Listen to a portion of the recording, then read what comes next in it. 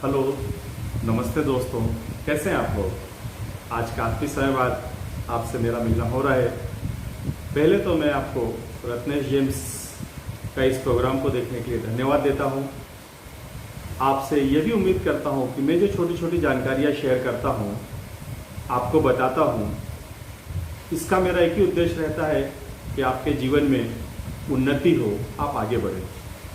कई बार ऐसा होता है कि हम बड़े बड़े उपाय करते रहते हैं, काफ़ी महंगे महंगे रत्न पहनते रहते हैं, लेकिन हमें उससे जीवन में अपेक्षित सफलताएं नहीं मिल पाती हैं। और कभी कभी मैंने ऐसा देखा है कि कई बार हम छोटे उपायों से भी कई प्रकार की तरक्की जीवन में हासिल कर सकते हैं।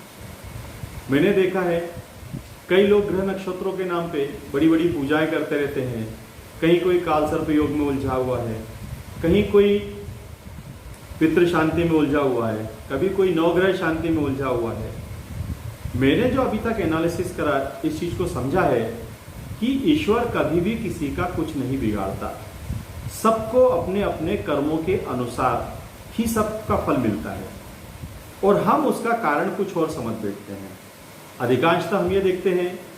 आप मुझे एक बात बताइए, अगर आपको भूख लग रही है तो खाना तो आपको ही खाना पड़ेगा। क्या दूसरे के खाने से आपका पेट भर जाएगा?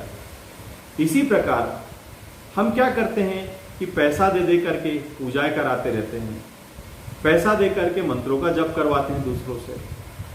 मेरा यह सोचना है कि अगर व्यक्ति ने खुद गलत कर्म करा है तो प्रायश्चित करने का भी उसी का ही दायित्व होता है, ना कि वो पैसे दे करके, ना कि वो बड़े बड़े कर्मकांड करके अपने आप को ये सोचे कि मुझे मेरे कर्म से मुक्ति मिल गई है, जबकि ऐसा कुछ नहीं है। ईश्वर ने कभी भी किसी के साथ अन्याय नहीं करा है।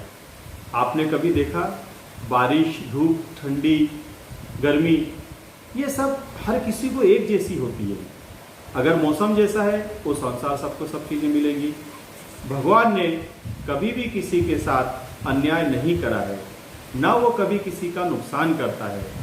वास्तव में हमारे विचार, हमारे कर्म और हम जैसी धारणा रखते हैं वैसा ही हम खुद बनते चले जाते हैं।